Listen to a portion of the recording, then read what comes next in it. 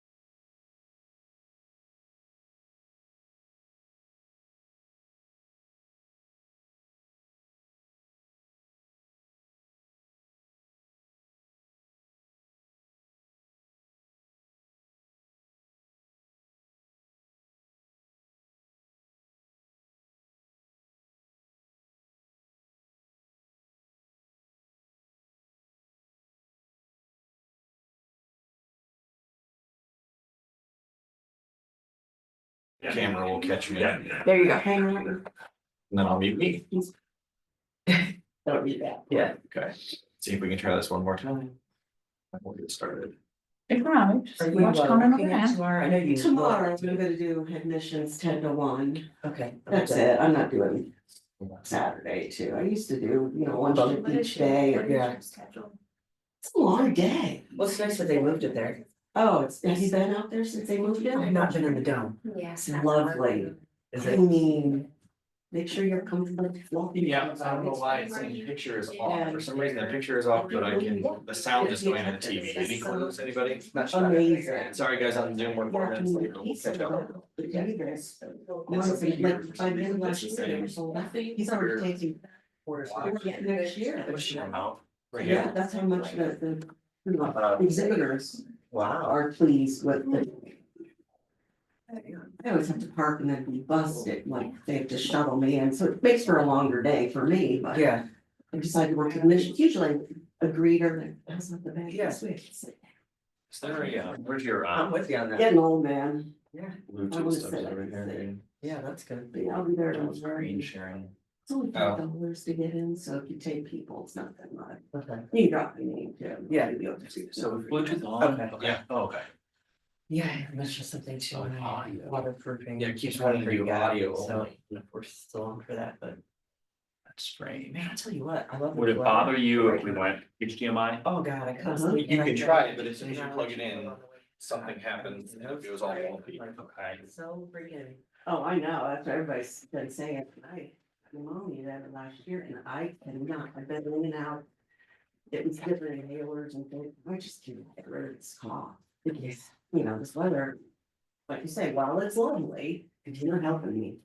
See? And all. Go from such drastic, in the barometric pressure, it's just, yeah. It's actually kind of helping for me. Okay. Screen for some reason. Okay, so now you're on, Sometimes when it's not you're so pretty. on extend as opposed to mirror mode, so we need to go through Yeah. display settings. Saturdays, like, I got. On the like- spring, stuff people will stay home and clean up their yards and start You puttering. know how we get the doing. display You're right. System. I know, it's, last time Oh, it there's was display. like 90% chance Mhm. of rain for Saturday. Um, I do got readers. Ain't it great? Ain't it just great? Show only on. It's great, Linda. Uh-huh, No, should It's be great. duplicate I love it duplicate. too, it's all good, I don't even bother to put my Hey, contacts look in at you. that anymore. It's like put my contacts in. Alright, there, so I put Ashley, my can you readers. see Why? what the screens is? Now I Okay, got so if we go big here, 52% chance of rain. Okay, I think we're good. Okay, good, awesome. Yeah. yeah. Okay, thanks for your patience, folks. Sorry, we did come in like 10 minutes early, 15 minutes early, one of us, and Ashley was all set up. It was clearly my fault. All right, so we got some people on Zoom. Good morning, good morning. I'll go through this somewhat relatively quick because I know a lot of you have been through here. Ask questions as we go along. Feel free to kind of interject. We took a lot of solicitation on what you guys thought we should have in our purchase agreement, and so I feel like we've got a pretty good one for right now.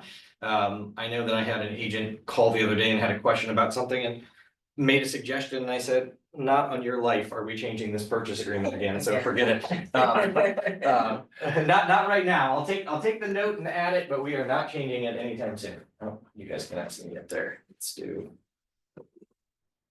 To do it again? Well, Well- what's a suggestion, can you? I'll say, share because that? Zoom can see the purchase agreement, it's just us. Yeah, and I can't do anything now except for, let's see. You are sharing screen. Sure.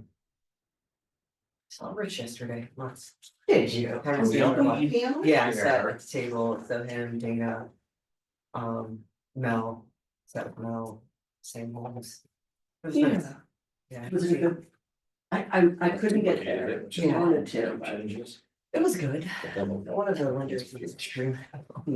Alright, Did you still see okay, Ashley? Yeah. Mark is my IT guy today. Okay, I'll have to think of it. let's see. Go ahead. We'll wait for you. The two troublemakers in the classroom here. Hard for me. to Right, remember. we usually sit together. I didn't see her at first, I'd be over there. The Killings are here. No, the Carries are not, they are at Career Vision. He's like, amen. No, Lynette gets That would be a bad it room. back to her. Yeah, too many. All right, so we'll just start page one. I usually just go through kind of the blocks that you'll fill in. So the first one is the permanent parcel number. I realize there's only space for one. If there are more, extend that and add to them. Make sure that you understand what the buyer is actually buying. We just had one, we had a photographer take pictures of a property. And they took it upon themselves to outline in yellow what they thought the property line was, and they just uploaded that, the agent uploaded that picture. It was wrong. So make sure you're double checking what parcels belong to the property when you're listing it, but also when you're actually submitting the offer, does it in fact belong to that property? And with that offer, okay. So, and then the address and then the county of which the property is located in, purchase price, line 4, pretty easy, whatever offer you're gonna make. Earnest money, one of the things we changed on here is earnest money is made within 72 hours of acceptance. We did that intentionally because we had buyers that for whatever reason keep saying, oh, well, I'm out of state or I'm on vacation or I'm whatever, or I'll get it to you, or I need a check, I need whatever. When you're writing the offer, make it very clear that you have 72 hours to get the earnest money. And with today's technology, there really isn't a reason why we would need more than 72 hours with electronic transfers. So, yeah. But that is something that's new, is the 72 hours, so we do have that bolded, and then the balance of the down payment due. I always recommend that you fill out every one of these boxes, so I know I've had agents say to me, well, we don't know what the balance of the down payment's gonna be, we don't know, our client might put 10% down, 20% down. You should have a very clear understanding of how much money your buyer's putting down, and I understand that there are situations where a lender might say, well, right now we're putting down 10%, but they might put down 20%, fine, put down 10%. Put down whatever it is, the strongest offer that you can make, so the listing agent sees that. Because I can tell you from my experience, if I'm a listing agent, one, I think people are lazy when they don't fill things out, and two, I feel like when I'm going over it with my seller, are they really qualified? I have no idea how much they're putting down. Maybe they're only putting down 1%, maybe it's a conventional 1% down or 5% down, right? So we want to know that information. And then the amount to be financed. I realize you have to change that as you counter back and forth. It is a little bit of a pain, but it is something that shows the strength of your borrower.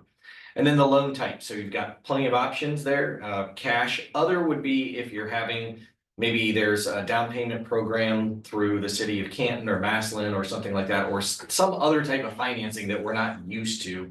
That might be the other box. And then we did change lines 12 through 14. We do no longer have a checkbox for yes or no, whether you are making your offer contingent or not making your offer contingent.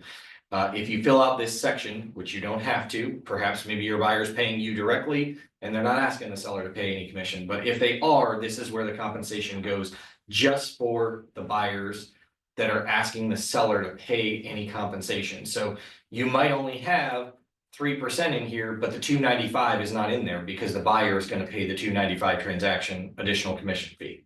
Okay, so it just depends on whatever that compensation is. If you're working with the buyer and the buyer says, hey, I'm going to pay you 1% commission and the seller, I need them to pay 2%, then 2% would go in this box because it's whatever you're asking the seller to pay, not necessarily the total commission. The total commission will go on the last page, which is the buyer broker compensation agreement.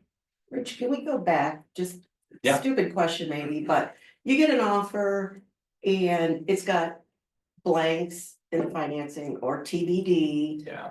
What's I usually ask the buyer's agent, can you fill that out? But do you have good verbiage to? Well, I think, my verbiage would be, first of all, I would talk to the seller and I would say to the seller, hey, I don't have a clear picture in order to explain this offer to you. And so with your permission, I'd like to go back and ask the agent to have the buyer fill it out. And then the verbiage is, I've spoken to my seller, they like a clear picture to understand what the financing looks like for your. I'm fascinated with the pushback I've gotten from some agents. Yeah, well, because I a don't lot- know, A lot of agents just don't take the time to talk to the lender. They have no idea what they're actually, they get a pre-approval letter. It says that the buyer is putting down maybe 10%, 20%, if it even says what their down payment is. And that's why they put to be determined on there, because they never contact the lender. So that's what I would suggest, because you asking for it is probably gonna fall on deaf ears. But if your seller is saying, listen, I'm not reviewing this offer until I have all the information, then you have a little bit more to go back with them. So that would be my suggestion. I've seen pre-approvals with no amount on my last one, and then I called the lender and I'm like, can you send over what they're qualified to purchase? I don't care if it's just the purchase price, but I need to Yeah, have that in writing. I know. Yeah, it's And wild. the agent wouldn't do it, so I just called the lender. Were you gonna say, I- Christian? It's wild if you're in multiples and they don't list what the percent down is, cause if I have a Yeah. buyer who's putting 3% down and then TBD down. Yeah. TBD down can be 20%. Right, Yeah. And it could be a stronger offer, Right. but you don't know that. Yeah, so that's why I say it's always a good idea. I know agents, choose their own ways to do things, but my suggestion is always fill these out. So, okay. And the compensation just says that it'll be directly paid to the buyer's broker, so it's not getting paid.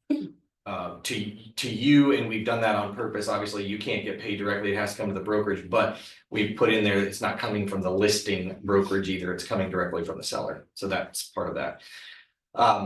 Just a note in there, 15 through 17 just says that it's over $10,000, then you have to wire it. You're not getting a cashier's check for more than the $10,000 in excess.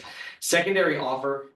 We haven't seen a lot of this over the last few years, but I'm starting to see it getting used a little bit more because buyers are desperate. They want to put offers on houses and it might already have an offer on it, but the buyer is like, hey, that's the house that I want. Anything can fall through. We were at the Women's Council event yesterday, and I think that somebody shared a statistic that 56,500 or something like that deals fell through last year nationwide. Per month. Oh, is that per month? Per month. Yeah, per month, 56,500. So that was a Remax statistic that came from their convention. So, Yeah, but yeah, you're right. It was per month, 56,000. Some transactions per month fell apart. And like I told you, I've signed more withdrawals. I'm sorry, not withdrawals, but releases than I've ever signed in the last 2 years. Like I've signed more of those, in my career than ever. It's That's crazy. 16.4%. 1 out of every 6 deals fell through last year. Wow, thank you, because Wow. that's huge. that's a good stat. That Maybe is those were just Remax deals too. That was my thought. I don't think, I like what you did there. I would have loved to have said that, but I don't think that's the case. Yeah. Otherwise, they've got a lot more business than we thought they did. were you sitting beside Amy, cause she would have, Yeah, she would have, Yeah. yeah. Well, Debbie was there, so it would have been. oh, Debbie. that's right. you Debbie would have come across the Debbie- table. Debbie was there, Debbie would have killed you. Yeah, so, but something to be aware of, that, you can still show a property that's under contract and you can submit a secondary offer.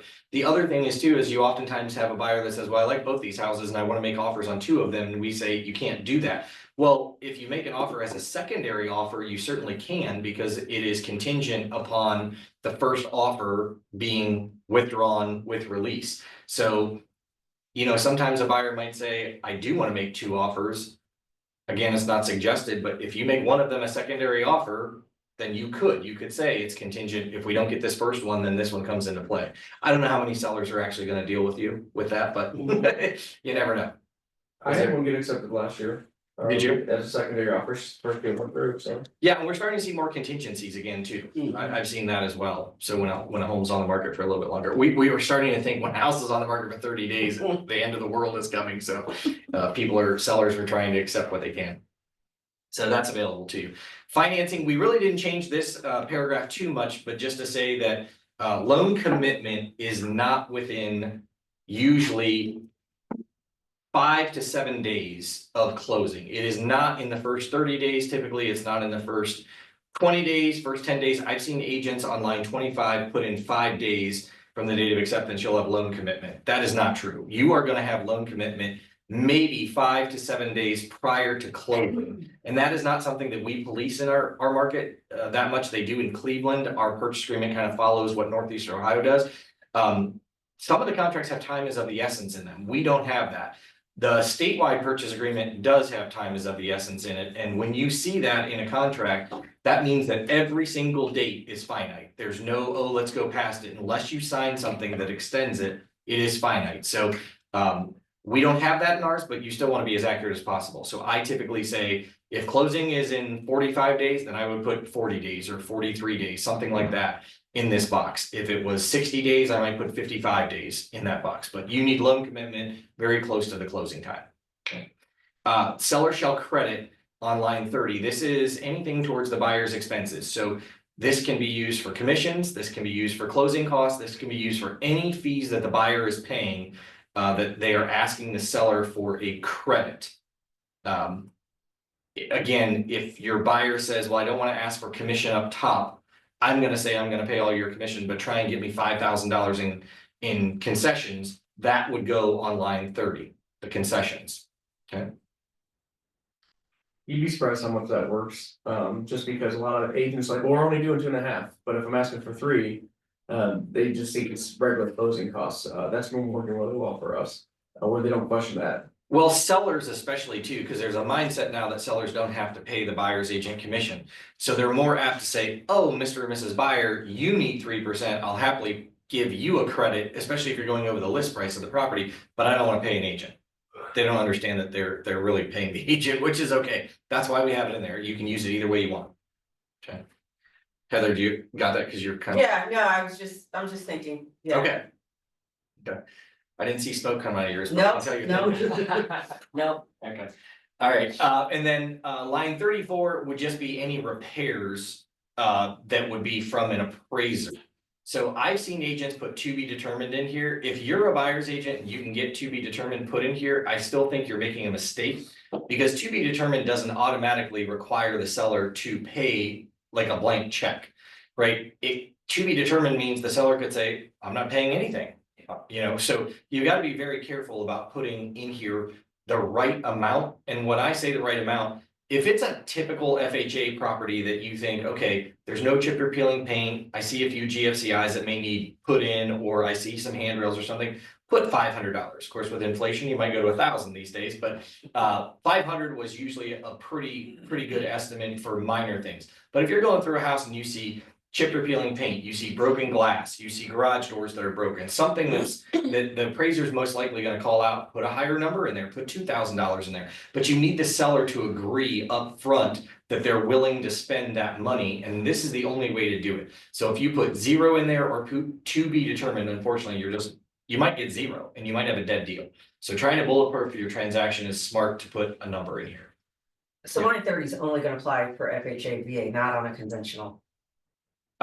No, on line 30, the seller's credit, it's towards any buyer's expenses. Okay, But it just has the preclusion that it would go towards VA or FHA fees first. Okay. That the buyer is not allowed to pay or veteran, which I honestly don't believe that there are any fees anymore that a VA buyer or an FHA buyer can't pay. I could be wrong about that, but we've left it in there just in case there is something, but I mean, buyers, veteran buyers are allowed to pay commissions now, they're allowed to pay their pest inspection, so I really don't know that there is anything precluded. Okay. So that's just an in case though, but that is not for just VA or FHA, it's just towards buyer's expenses, and then just has that little caveat that that's what it would go towards first. So I had an agent tell me yesterday that the listing of $0 on this line meant that when the FHA repairs came back, they were like, the buyer's responsible for all that FHA required repairs. And the thing is, I mean, it's negotiable. I could see that a buyer could pay for things, but legally a buyer's not supposed to pay for things, and they're not supposed to be in the house doing repairs on a property that they don't own, right? And I mean, we've seen deals fall apart like that, to where a buyer goes in and paints a floor, or paints something, or does whatever, and then the property doesn't close. So it's never a good idea. I know that it happens. I know that we have to do our business in order to get properties closed, but I would not agree with putting 0. Were you the listing agent or the buyer's agent? I was the buyer's agent, so I Okay, listed 0 and then FHA repairs came up and the seller's agent was like, we don't have to do anything. right, and that's exactly true. That's why I say don't put to be determined or 0 in there. There should always be an amount in there if you're working with a VA or FHA buyer. Yeah. So just look around, and you're never gonna know what exactly the appraiser is gonna call out, but you can have a pretty good idea when you're showing the property whether they're gonna require handrails or GFCIs, and just kind of get a ballpark in your head. I know when I do a net sheet for a seller, if there's money in this box, I put it on the net sheet and say, worst case scenario, you're also spending this. You don't have to do that, but it would be important for a seller to know if there's $2,000 in here, maybe they only have to spend $1,000 on repairs, but what if they have to spend 2,000? Did you put it on the net sheet? So that's something that you could do as well. There is a 14 days, not to exceed 14 days. This is if the closing can occur by the date specified as a result of government regulation or lender requirement. The date of closing shall be extended in writing by the parties, but not to exceed 14 days. So it's saying we're still going to extend it, and both parties are agreeing to extend it, but you still need to extend it in writing. And it can't be because you said, oh, well, the buyer held up the appraisal. The buyer didn't turn in their tax documents on time. Like, I understand that their lender is gonna have requirements to have approval, but this is not, oh, the buyer was just lazy and didn't follow through with what they're supposed to do. This is a actual lender requirement back, like when we had COVID, things were slowed down. Maybe you have, like I talked about earlier, Canton City or Massillon City or Stark County down payment assistance or something like that. Those are regulations that the loan is contingent upon, so that we might have to extend by a couple days.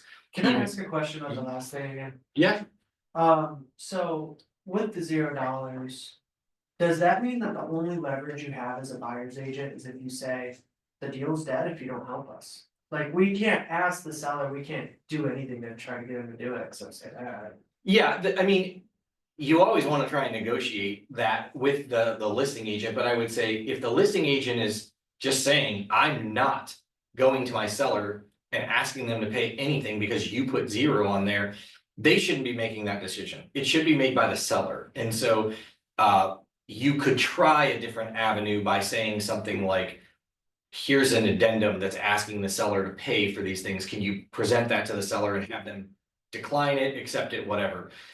Sometimes agents are just difficult. They just won't do anything that you're asking for, and unfortunately you end up with a dead deal. If that seller knew how bad their agent was acting, that might be a different story, but they'd probably never get to know. So if you do have 0 in there, yes, it's just like a home inspection that a seller says, I'm not doing anything with. Well, that's great. You may not do anything with it as far as repair wise go, but you're gonna have to disclose it to the next party. So are you really hurting yourself or helping yourself by not doing anything? So like in your case, if there's a seller on the other end that says, I'm not going to do it, we have a dead deal, then you have a dead deal. We did have an agent the other day that said, well, we have an addendum, which I just discouraged them from writing, but they were basically saying that the buyer was gonna go in and make the repairs to a house, and that we had to come up with a hold harmless agreement for the seller. And it's like, no, we don't own the house. We're not letting them in. That would be up to the seller if they wanna have a hold harmless, and their legal counsel should protect them. We're not going to do that. But that was asked and suggested that a company down in Tuscarawas County, their company supposedly had a hold harmless agreement so that you could let a buyer go into a property for things like this and make repairs. We're not gonna provide that because we could miss something in providing that to a seller. And what happens when somebody really does fall and they want to sue, or whatever happens that's beyond our control, we don't wanna be drug into the transaction. So I would say if you're letting a buyer into a property to make repairs, that is between the buyer and the seller. You should have something in writing from the seller that says that they're allowed to do that. But it really is discouraged. It's very discouraged. So Christian, I would say you either have a dead deal or you need to sweet talk that other agent. So send them candy and chocolate if that's something they like, I don't know. So, or alcohol, who I was knows? gonna say. So, depends on what they like. Get a realtor, we need it. Yeah, some good bourbon, right? So, all right. That's pretty much it on the first page that we made changes to. The second page for the fixtures and equipment. Things that we did include were the all mineral rights, if there are any. That seems to be a very, very popular thing that's coming back, that people are fighting over mineral rights in more rural areas. I mean, I don't even have an acre, and I know when I bought my house back in 2014, there's some type of a lease that somebody had with somebody about something, and I really don't care because the chances of them coming under my property, living in an area with other houses is probably slim. What am I gonna get, $5, $10? I'm not really worried about it. So, but there are agents that are, or buyers and sellers that are. So please know that that's in there, because if you are on the side of receiving our purchase agreement as the listing agent, you need to ask your seller, do you have any clue of whether the mineral rights belong to this property? Do you own them and you know they're conveying, right? So that's something that you could be on both sides of, and you might not want to be. So make sure you know what's in our purchase agreement. All right, and then the normal things that would all belong with a property are in there: plumbing, lighting, ceiling fans, all that fun stuff. But there are the other boxes that you can check, and it is important that you check these boxes if something is staying, because just because the MLS excludes something or the listing agreement excludes something doesn't mean that you couldn't have negotiated it in during the purchase agreement. The same is true as if it was excluded on the listing agreement, you exclude it in the MLS, you better exclude it here on line 63 that says it's not included, because if you don't, it is included. because things can be renegotiated. So we did add in here for a second refrigerator and a second stove, just because we're seeing multiple properties that have like an extra oven in the basement or maybe an extra refrigerator in the garage, and those might be staying. So just put the location of it. We've also, it's been in here, but it's something to make you aware of. It does say kitchen refrigerator on line 56. You'd be surprised how many people try and switch out the kitchen refrigerator for an older model that came up from the basement, or just one that they went to a secondhand store and bought and found because they want to take their, $5,000 refrigerator with them. So if it's kitchen refrigerator and you've taken the pictures of it and they've looked at the house with it, it's the kitchen refrigerator, it's staying. So make sure to exclude that if the seller is saying that's not the fridge that's staying. Deed and closing, you, and I say you guys, I collectively say Legacy Group hated the previous purchase agreement that we had. There were many things I didn't like about it. One of the things I actually did like about it, but it did not catch on with you all, so we changed it back, was the fact that we had 2 dates in there for the closing. One was have all the information to the title company by this date and be ready for closing, and then closing would happen on this day. The reason that that was originally put in there is because our area is notorious for letting people stay in a home after they don't own it anymore. And some people don't want to move out of their house until they feel comfortable saying, oh, all the documents are there, the money is there, we're good to go at closing. And the other thing that we're trying to prevent too is I have 3 hours to review the settlement statement before I get to the closing table. I know the client got it 3 days ago for the 72-hour rule, but I haven't seen it. It doesn't fit in my schedule to go to my closings when I want to go to closings because the buyer just went ahead and scheduled it with the title company, and I wanted to go to those closings. So those are all problems that we tried to solve. So I will say we went back to 1 date, but can you think of a time where it would be great to say, hey, this Monday, all of the documents are going to be at the title company for review, but we're not closing until Friday. Because the money is there, everybody can review everything, you can go in and sign if you wanted to on Wednesday, but we're not filing until Friday. Oh, and by the way, the seller is now happily moving on Tuesday and Wednesday, so the house is available for you on Friday. So that did not catch on, maybe it will at some point, but right now we went back to 1 date of closing. So that's the date that you're going to have for closing and all documents to be at the title company and disbursement, okay? I wonder if is it more us not liking it? I know when that was there and I represented the buyer, oftentimes the listing agent would call me and go, what the hell is that? Because the listing agent doesn't understand it either. Yeah, Right, there's a collectively you all, it's not even just Okay. Legacy Group. Legacy Group didn't like the purchase agreement, but other agents didn't understand the premise behind it either. So it just didn't catch on, and maybe it will at some point. I kind of like the idea because I thought, wow, I'd actually have time to review a settlement statement, go over things with my client, make sure utilities are transferred, they can get out, they feel more comfortable, homeowners insurance is in place, we're good, but right now we're just rushing through everything. So it would slow us down a little bit, which I think could be beneficial. So we don't miss things, but nonetheless, yep. And then deed to be made payable to, we did put that back in. This is a way that you can show your value to your consumer. How do they want to hold the deed? You don't need to necessarily know, but you can explain to them. Do you want a joint deed with right of survivorship? Do you want a transfer on death deed? All kinds of questions that you can ask the client so that when they talk to the title company, they have an idea and education. So we did put that back in there. And then possession. One of the things that we added here is all personal property and refuse before transfer of possession is out of the house, because we are seeing more people like, oh, that 90-year-old freezer that was in the basement when I bought the house, I don't want to take it out, I'd have to cut it. I'm not taking it, and then people are complaining. Or you have a bunch of old paint cans that are 10 years old, there's nothing you can do with that paint, nobody wants it, or extra wood or things like that. Now, most people are pretty good about leaving like tile or wood, something like that belongs to the property, and most buyers appreciate that, but not all. I had one buyer that was like, we did a walkthrough and they're like, all those paint cans need to go. I don't want the extra tile, the extra flooring, get it out of here. Okay. So that is in there for you to make sure that we have a little bit more teeth, especially with a seller, because agents have even rallied themselves and their families and gone over and got a dumpster and thrown things out and really tried to help on either side of the transaction. So hopefully sellers understand, get your crap out of the house. I submitted an offer to an agent of ours yesterday, and they were confused about this one because it's an investment, like a non-owner occupied investment property. Just like, are you asking that to be empty and clean? Like, no, the seller, the owner of the property Yeah. can't leave their stuff, but obviously tenants are fine.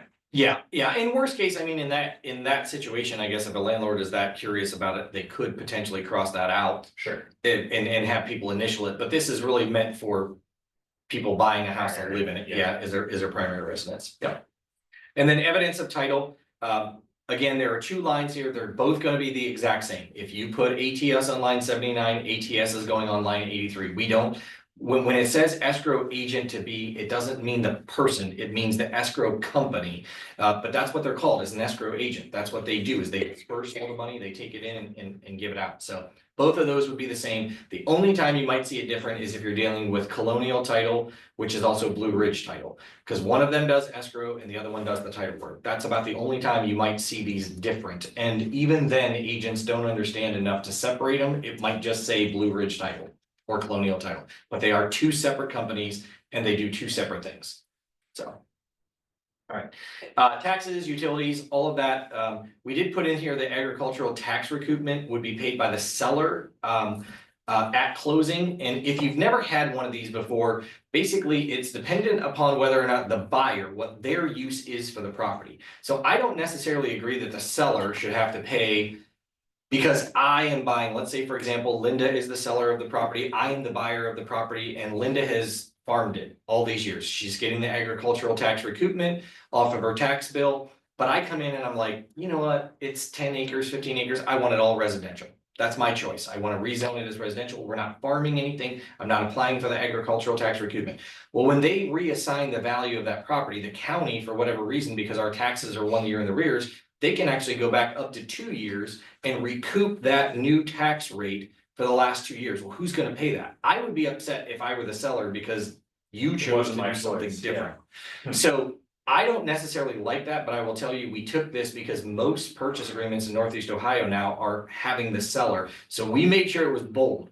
And I say that to you because you wanna make sure you understand what the buyer's intent is when you're writing this offer, especially if you're on the listing side of it. Okay? Yeah, I have a Zoom question. It says, what goes on line 79 about the Alta? Well, line 79 is that, line 79 and line 83 are American Title Solutions or whatever title company you're using. It's the same title company. There's nothing in there about the policy other than on line 78, we have chosen to stick with the Alta homeowners title policy, which gives an additional 2 or 3 items after closing of additional coverage. It's a little bit more expensive. I've actually had family members that have a title company or whatever, not my family, but family of buyers, call us and go, you're making my clients pay for a more expensive policy. You want them to do a homeowner's title policy instead of just an Alta policy. Well, we just want them to have the best protection available and it's split between the buyer and the seller. But it's negotiable. Once it's on the purchase agreement, that's what it is. If an agent doesn't understand that there's a homeowner's policy and an Alta policy, that is not our fault when I'm talking about the listing agent. So I'm protecting my buyer to the best that I can, and that's why it's in there. Yeah. Okay. One thing to know about the taxes and utilities, so we have on line 104 about the sewer hold, the water and sewer hold. The only time that you need to use this is if a property is located in Canton City, Massillon City, Alliance City, or any other city municipality, because they require, even Louisville, like if it's a city, they require that the utility bill, as far as water, sewer, and possibly trash, depending upon how they do it, that has to remain in the landlord or the owner's name of the property. It can't be in anybody else's name. Doesn't mean that the tenant can't pay it, but you are ultimately responsible for it. And that's why we have in here an opportunity for you to put in, I recommend $250. That's usually what it is. I know a lot of agents will say, oh, it's such a pain in the butt because my buyer then, or my seller has to go back to the title company and get the money if they remember or whatever. And it's like, well, that's again, your way of showing your value as the listing agent. Hey, this is in here. This is in case, you know, there's delinquent bills or whatever. And it's very simple. If the seller pays the last utility bill, the water, sewer, and trash bill, it says final bill, they can send that to the title company. The title company will give them back all $250.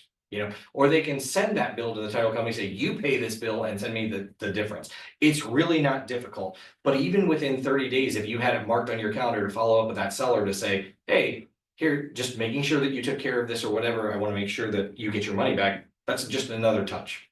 So Always a good idea. There are agents that will put 0 in there, and that's fine, but not all title companies check the water and sewer hold. Or water and sewer bill, I should say.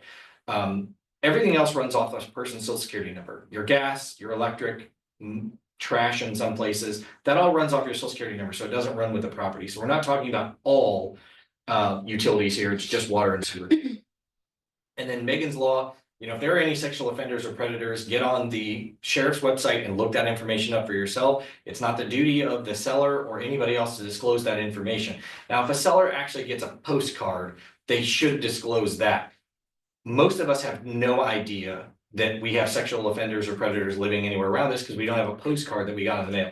It's actually very scary. If you go on and type in your address, you would be surprised at how many dots are all over the place of people. So that's not up to us to disclose. That is on the buyers to understand and a seller to disclose if they get a postcard. Damage or destruction to the property. If it is more than 10% of the purchase price or the value of the home, the buyer doesn't have to buy the property. And I will tell you, I shared this story last time. We did have one that was damaged more than 10% of the property. Understand that when you get into a situation like that, that a lender is not going to close on a property unless it's complete the way it was when they agreed to lend on it, not after a car ran through the garage and damaged the property. So or there's a fire or a flood or whatever to the property, a lender is not going to let you close on it until it's all completed. And what happens during that completion stage is you have a buyer that says, oh, I want this color. Oh, I want this product. And then you have a seller that says, well, I'm only doing this because that's the replacement value or whatever. So I will tell you, if a property gets damaged, it doesn't happen often. It is best to let the buyer and seller go their own ways, get the property fixed, and then go back to the buyer and say, do you want to purchase the property at the same price or whatever the case may be. We didn't do that for one, and it drug on for months because people were arguing over the stupidest things. So anyway, representation disclaimers just says that the buyer's buying in its present physical condition. We haven't promised anything. The seller filled out the property disclosure form. They're not promising anything. And then it just says on line 136 or 137, the buyer has received, reviewed and received the completed property disclosure forms from the seller, or they have not. If there's an exception, so the 7 exceptions or exemptions, it would be line 137. I know that trips up a few agents because they don't actually read the rest of the sentence, which is if it's applicable. If there's an exemption, then a seller doesn't have to fill out a property disclosure form. You're never going to get one. So, and that's line 139 where it says property is exempt by Ohio Revised Code. So that's the one that you would check if there is no property disclosure form. Or you're not going to be getting one because the seller is not required to. If the seller is still required to, but you just haven't got one, then you can actually, your buyer has the right to cancel the sale up until the very day of closing without any recourse from the seller at all. That's the repercussion that the buyer has. Okay. All right, and then inspections. This is pretty much the same too. Make sure that you are using a licensed home inspector in the state of Ohio. You can get on the e-license lookup and figure out who is licensed, who is not. If you are caught giving out an unlicensed inspector's information to your buyer and recommending their use, you can be fined at the Division of Real Estate and found guilty because it has to be a licensed home inspector in the state of Ohio. It can't be Uncle Greg or Uncle Bob that comes in and does an inspection on a property. That is illegal per the state, not us. If they're getting something of value for doing an inspection, they need to be licensed for it. So if they're taking them to dinner, they're giving them a gift card, whatever, that is something of value. So those people are not allowed to do it. If a buyer wants Uncle Bob to come in and look at the house, then they're probably waiving their home inspection because they're not having it. That's just somebody that's looking at the property for their benefit, but they don't have any degree or any education in order to say, hey, this is wrong, and the seller's probably not going to listen to it, right? So because they may not know what they're talking about. So just make sure that anybody that you're giving out for information is licensed with the state of Ohio. What if your buyer goes in during the just regular tour and they bring their contractor that's like. Are they paying the contractor? There's a family friend bringing in a contractor to get an idea of what it would cost to make like an addition to the house. Or maybe fix it prior, but when we go to write the offer, we still request an inspection, or at that point in time, have we waived it, or? Well, you're really not doing an inspection. Yeah. If, based on what you just described, yeah, I mean, I would say that there is no general home inspection. If a buyer is having their family friend that's a contractor go into the house because they wanna build an addition, they're getting a price on something that has nothing to do with inspecting the property. Now, if that person starts to go through the house and pick it apart, and all of a sudden you're getting a call from the buyer saying, Yeah. hey, there's a problem here, they were looking at the furnace, it's not wired properly or whatever, that's a whole different conversation. Now they've gone beyond what they're allowed to do. Yeah. Because that's the thing too, is electricians are only allowed to, let's say you have a family friend that's an electrician and they want to go into the property with you and you're like, oh, well, they're just gonna do a general inspection. No, they're allowed to look at the electric. That's it. A plumber is allowed to look at the plumbing. That's it. They're licensed in that field. So a general contractor, whether they're licensed or not, is not the same as a home inspector. Okay. Yep. Okay. And then you'll have them initial on line 164 because if they think they want to have the inspection, they need to say yes to it. If they say, if you've got a buyer that says, well, I think I want to do a radon inspection, but I'm really not sure. Can I have a couple days to think about it? Sure you can, but I'm gonna say, yes, you want one on here because I will not have the opportunity to come back and say, can we add it? Because the seller might say, no, you can't add it. So if your buyer thinks they're gonna have one, mark yes. If they are definitive and say no, it's no. But then you have initial on line 164, so they understand that. General home inspection, and most of the inspections I've seen within 10 to 14 days. I've even seen them as low as 7 days, but I will tell you, be very careful, know your inspectors. Yeah, bless you, because unfortunately, I've seen agents put 5 days in there and then the home inspector can't get out there in 5 days. Or 7 days or whatever it is, and now unfortunately the seller's like, no, you're not doing the inspection, and your buyer's like, well, I still want to do the inspection. You got them into this, but you can't get them out of it, so be very careful with that. We did add sewer scope. I'm not a huge fan of that. I think for our buyers, it's smart, but at the same time, it's probably gonna kill more deals than anything because we've added this sewer scope, but agents were saying, hey, my buyers are asking for these inspections. We moved to that and added sewer scope. We'll see how it goes. Give me your feedback as you guys write the offers, as you get them from your sellers, things like that. But the statewide purchase agreement and Columbus board agreement, they don't tell you what inspections they're gonna do. They're allowed to do any inspection known to man on a property. So we are very blessed, I think, in our area to be able to say, yes, you can, no, you can't.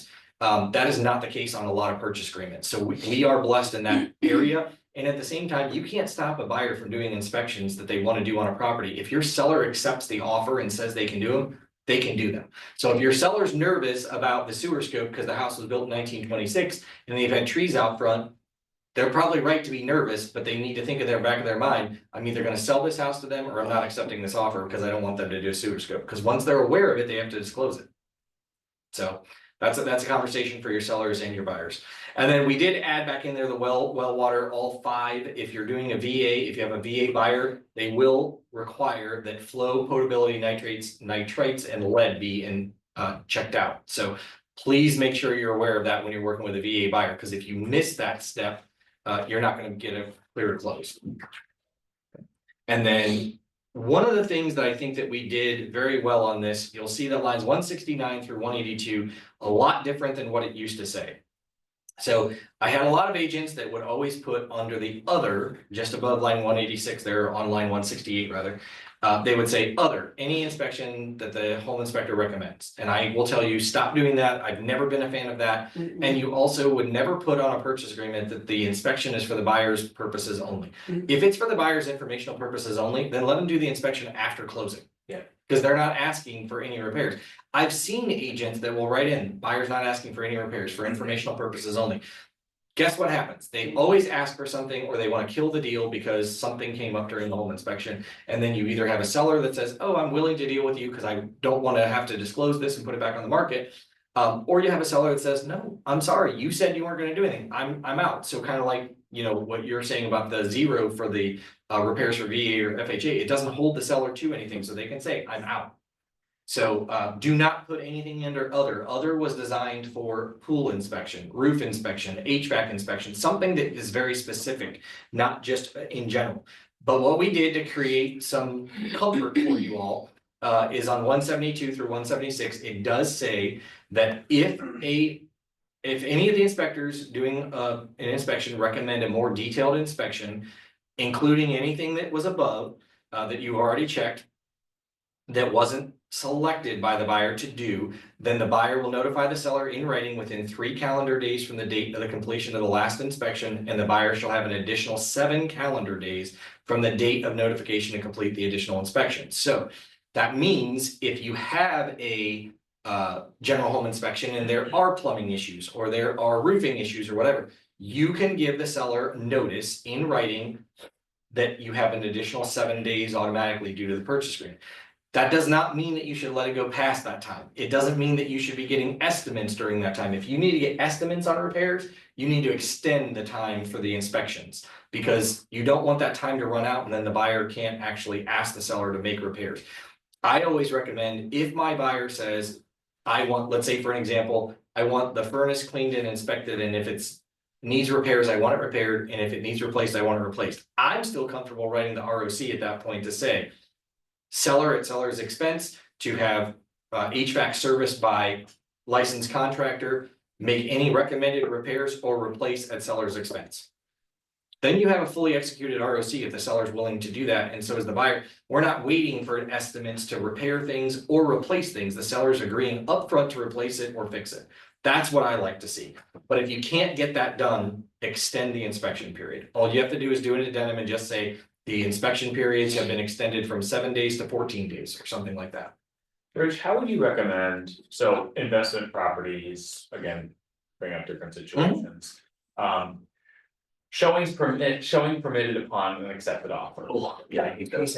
What is that? My investors about? won't even look, they were like, nope, I don't want it. Well, the MLS is saying that because it is a tenant occupied property, they will allow it to be in the system and not be seen until after an acceptable What offer. about the ones that, I'm sorry, Well, hang on, I wanna make sure. I Yeah, I'm cover sorry. So those. off market, so, hey, we got tenants, we don't wanna disturb them, we'll disturb them once this offer is, ratified. How do you recommend buyers handle that with regards to the inspection? Hey, we haven't been in it yet, we may say we love it and we're handy and we're not worried about those things, or we see that thing and we wanna get an inspector in there. I would Thoughts say, there?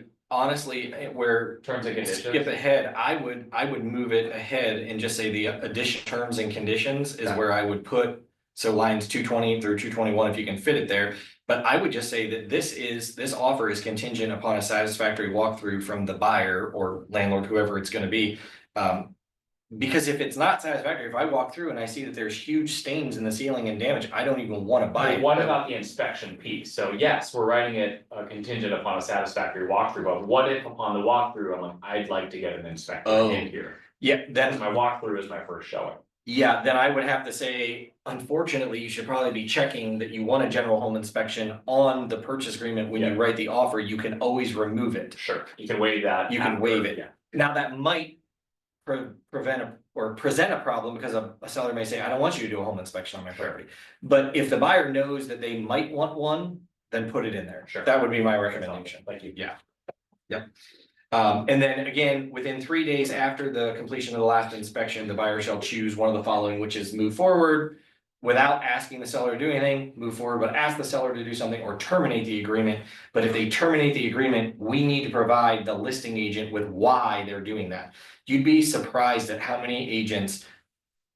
The stories that I get where agents are like, well, I'm not giving you any information about the buyer's home inspection. Or I'm not telling you why they don't want to move forward. I just sent over a mutual release after the inspection. That's not helping anybody, right? I mean, the seller has a right to know why you don't want to purchase their property anymore and what the inspection revealed. And you're also obligated to identify in a written inspection report by a professional contractor what's going on. So, they found a different house. well, maybe they did find a different house, and that's They're why. using that home and- inspection as an out. And that's why it's Right. important that you send that over, it's Exactly. part of the purchase agreement, so you don't have to send the entire thing, but you could at least send the pertinent pages, best case scenario. Okay. Alright, any property is as is, we see this word a lot in here, but every property is as is, I mean, they're buying it. They're allowed to do the inspections, but if they've read a defect on the property disclosure form, they're buying the house with that defect. It's not the inspections are not, oh, I put in here that the basement leaks.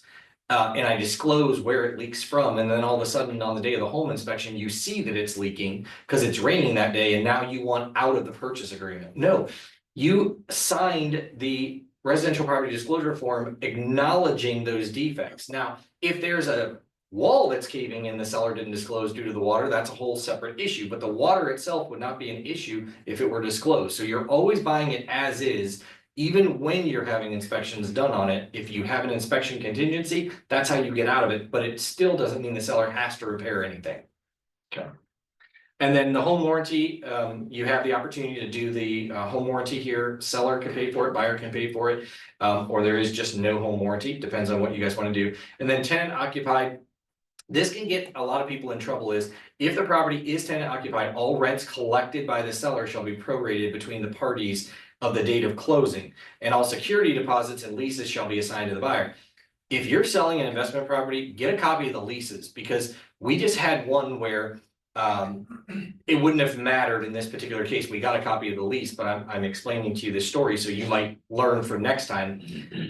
The property management company gave our company as the listing company a lease, and that lease showed that there was 0 tenant deposit collected.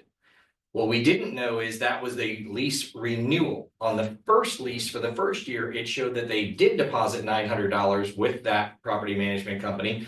But the landlord had switched property management companies, and the new property management company had no idea because the lease that they had showed 0 because it was a renewal. So when we got to the closing table, the buyer was very upset. Where is this deposit? Well, we didn't get one. So we're showing you what we have. Okay, great. Talks to the tenant and says, I want to collect a security deposit because you're living here. And they said, no, I have proof that I sent that security deposit. Thankfully, they had the original lease, and thankfully they had the transaction description of when they wired the money and sent it, whatever. But it took us over a month and a half to get that money from the old landlord back to the new landlord. And it was almost caused litigation over it, because the tenant had information that the landlord didn't know because his property management company never gave it to him. So it's kind of crazy. So I say to you, make sure you understand what your client is getting. If there is a lease, get a copy of the lease, because they may not want to buy the property. And if it is a tenant occupied, you might put in additional terms and conditions that the offer is also contingent upon the buyer reviewing the leases and finding them satisfactory. So what could that agent have done differently? They did ask for the lease, they got the lease, They did, yeah. like, The and only it thing still that, was a problem, so how do we? yeah, so the only thing that they could have done differently, and it's only because now we learned this story, is asking the question, is this lease a renewal Got it. or is this lease the original? They would not have known to ask that. They didn't make the mistake. It wasn't their mistake. Cause I've worked with tons of investors and I always get the lease, but I never thought to question that. Yep. Interesting. And, or you could have a conversation with the tenant to say, is there a deposit? Do you have any proof of the deposit? Hmm. You know, if the landlord will let you do that. But that was a unique situation, but it is something that the agent necessarily couldn't have done something different, not knowing it, but now that they've had that situation, I would say, is this the original lease and is there a deposit? Yeah. All right, and then walkthrough, we do allow, oh, sorry, I skipped a step, contingent on the closing of the buyer's current property under contract. If there is in fact a property that's under contract, that's where that would go. If it's not under contract, then it doesn't belong in here. You need to use a contingency or concurrency form. Okay. Walkthrough gives the buyer the right to do a walkthrough between 1 and 3 days of the date of closing, and it's just for the purposes of there being any new defects with the property that the buyer was unaware of. If the property is in the exact same shape that it was, then they're closing on it. Let's say they walk through and during the seller moving out, they nicked walls, broke things, whatever. It doesn't mean the buyer has the right to say, oh, well, I'm not gonna close on the property now. No, what it says in here is that we're gonna notify the seller's agent in writing, and then we're gonna come to hopefully a meeting of the minds to put a dollar amount in place for those items to get fixed, and they could be held in escrow. Okay. And then confidentiality. It's important that your buyer understand when you're going through this, that whatever offer you give to the listing agent, the seller has the right to shop that offer. So if Ashley gives me an offer and it's $200,000 on my $200,000 property, and I as the seller say, you know what? I appreciate the offer, but let's see if I can get 205. Go out and shop this offer. Say I have $200,000 offer with no home inspection or with a home inspection. If anybody can beat it, bring it to me and I'll look at it. They are allowed to do that. So your buyer needs to understand, just because they submit an offer does not mean that the seller can't shop it. And I say that to you because it's a catch-22. What I've seen is, we've all heard highest and best is due by this time. Well, let's say highest and best is due by that time, but you think, oh, I'm gonna hold my offer because I don't want I don't want this seller to shop it. So I'm gonna hold it up until like 2 minutes before it's due.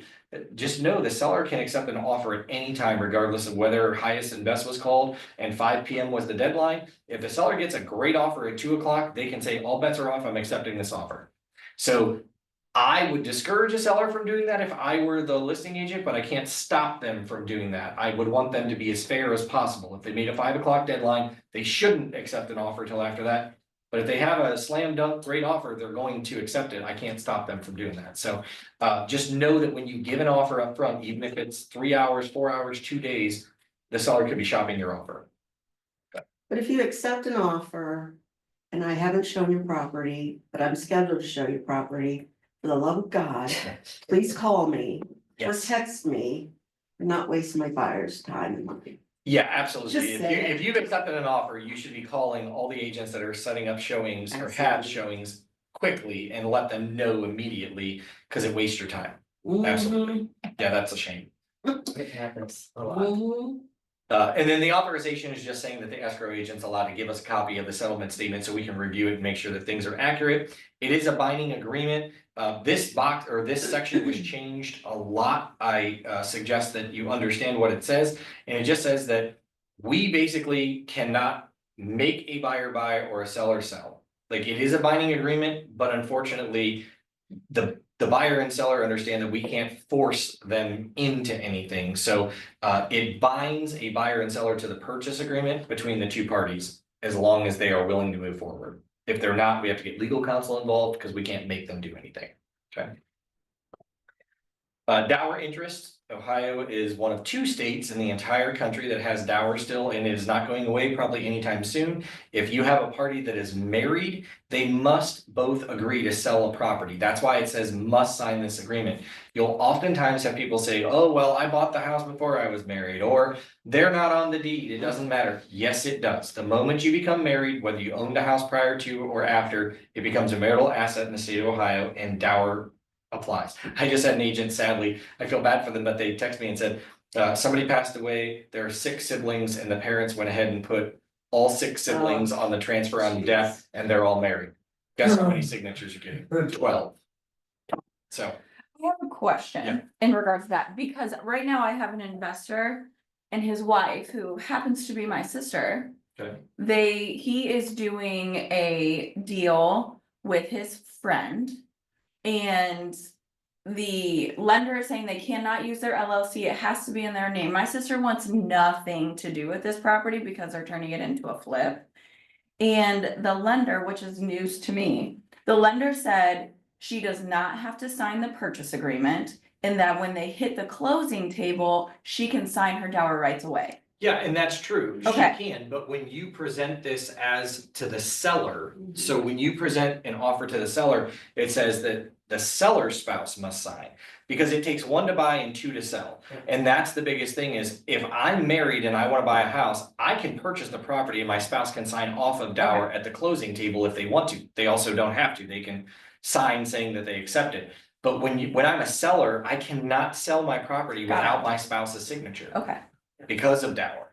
So that's the thing is, a lot of people think, oh, I owned this property before, it's only deeded in my name and you don't get it. Well, what happens if my spouse shows up at the closing table and says, I'm not signing, I'm not comfortable with that number, or I don't agree with this? That's why you So- need to counsel your single buyers too. Yes. That if you get married, they get. Right, that's they right. win. So if when they are done putting the work into the property and they are ready to now sell it, because my sister signed over her dower rights, does then she have to sign? She probably won't be required to, but Okay. she should keep the document that shows she signed off of dower. Got it, okay, And that's because there's a lender involved, by the way, too. I know, If it was cash, you wouldn't have that problem. I know. So, yeah.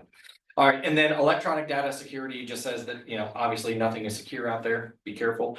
And then any addendums that would follow it, check those boxes. Be careful checking these boxes. A lot of lenders are requiring anything you check on these anymore, they want a copy of it, whether it's an ABA or whatever, like it's part of the purchase agreement. When you check this box as an addendum, and they'll ask for it.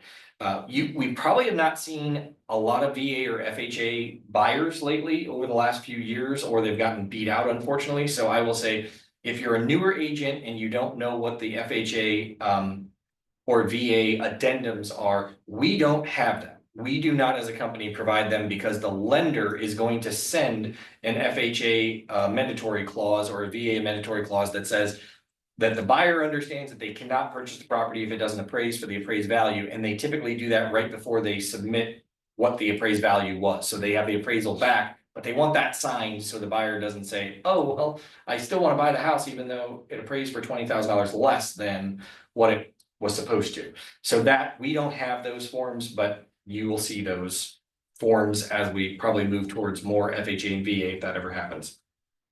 And then duration of the offer, like 251 through 252, this does not mean that your offer must be seen by the seller by this time. This just means that you've made an offer on a property and this is when the offer expires. So perhaps we have a buyer that says, like I said earlier, they want to make 2 offers. Maybe they have a secondary offer if the first one doesn't go through, but they made that. So one says secondary offer, the other one doesn't say secondary offer. And once this expires, that offer then comes into play. So just be careful with that because a seller does not have to do anything with this offer. If Linda sends it over and it expires at noon today and I haven't been able to get with my seller yet to review it, it expired at noon. I still have the duty to disclose the offer to the seller legally, but the seller could say, I'm not doing anything with that offer.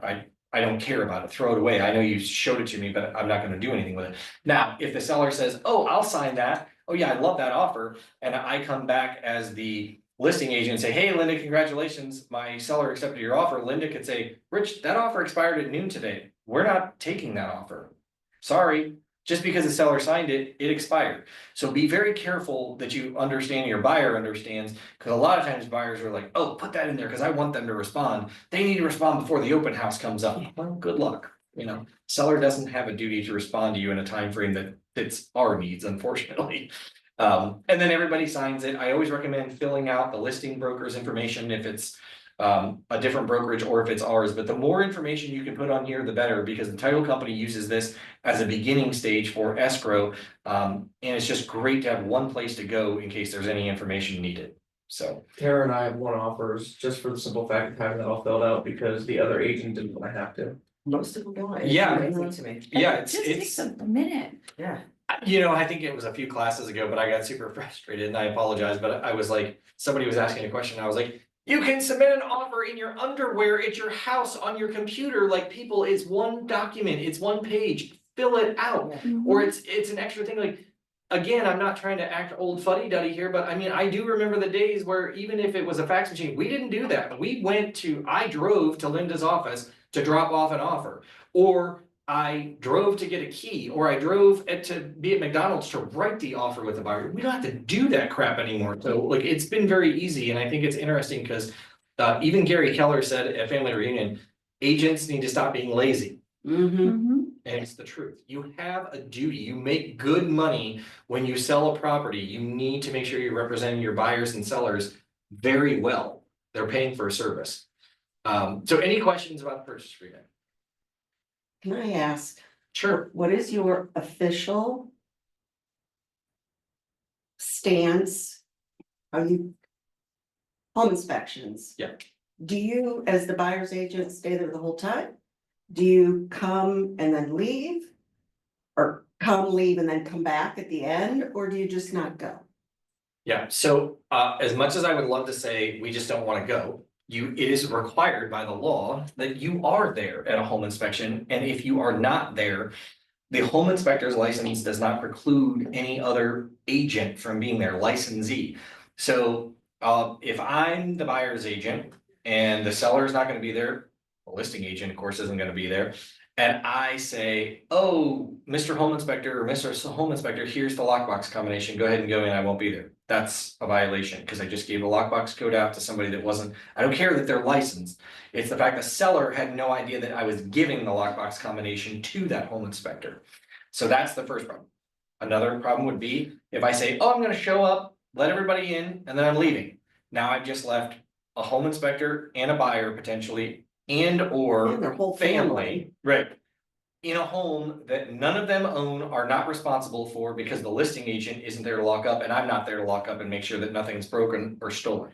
Just because the home inspector is licensed does not stop, is not a green light for me to leave the property. And I wouldn't show back up at the end to go over all the stuff. I am there from the time that the home inspection starts. I'm the one letting them in the house all the way to locking up at the end. The only way that that doesn't happen is if I say, hey, I can't be there, can my colleague Linda be there for me? And she is in my place, and I have written instruction from the listing agent that says, the seller said that's okay that Linda's there instead of Rich, fine. But never, ever is it okay that you would go open a home, leave the lockbox open, close the lockbox, leave people in a home, doesn't matter, and then just leave. It's not appropriate, It so happens. it does all happen all the the time. time. Barry gets codes consistently, Yeah, It's a consistently. shame. And honestly, I think we all need to do a better job with the home inspection and other things, because he just killed a deal. Because the buyer called him, hired him to do the general pest and radon. Mhm. Well, apparently the contract didn't call for radon. Mm. He did it, it was actionable, he gives the results. The buyer's agent and the listing agent call him screaming and yelling at him. How dare you? He's like, I just did what I was hired to do. But that, he runs into that fairly often. The only question I would have to that then is, how did he get back in the property 2 days later to pick up the radon machine? I understand. Well, he had that's to when go- it went to. Oh, poop. that's when it went to poop, okay. Yeah. Cause I'm like, how is it that the seller didn't know that a radon machine was left in their property unless it was vacant? Yeah, I don't know the details, but. So he that was just like- seems odd. But It's but it happened more happens- than once. Oh, it happens all the time, Yeah. and it shouldn't be. The other thing that shouldn't be happening is you shouldn't be doing a radon inspection just because a home inspector or a radon inspector upcharged or Right. upsold a person to say, oh, let's do that. Same thing with the sewer scopes. That's happening a lot too, is they're doing a sewer scope during the home inspection, but it wasn't approved by the seller, and now there's a problem. Now the seller has to pay money for Mhm. something they didn't even know about, and is just more of a problem for everybody. So you could have a dead deal that way too. So yeah, you should only make sure that when your buyer calls to do the home inspection or general home inspection, pest inspection, whatever, they understand what inspections they're allowed to have. That's why you're going over it with them, and we have initials next to the word no. Yeah, or 9 times out of that's- 10, I hear him on the phone and the buyer doesn't even know. They have no idea. Yeah, Cause that's he'll right. ask, what up, is there anything else you need? Yep. Oh, I don't know.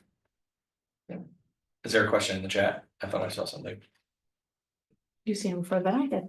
It says, if the buyer isn't present, is it okay for the inspector to be there without us as long as a listing agent and seller know? Yeah, as long as you have something in writing from the listing agent that says that the seller is okay with you.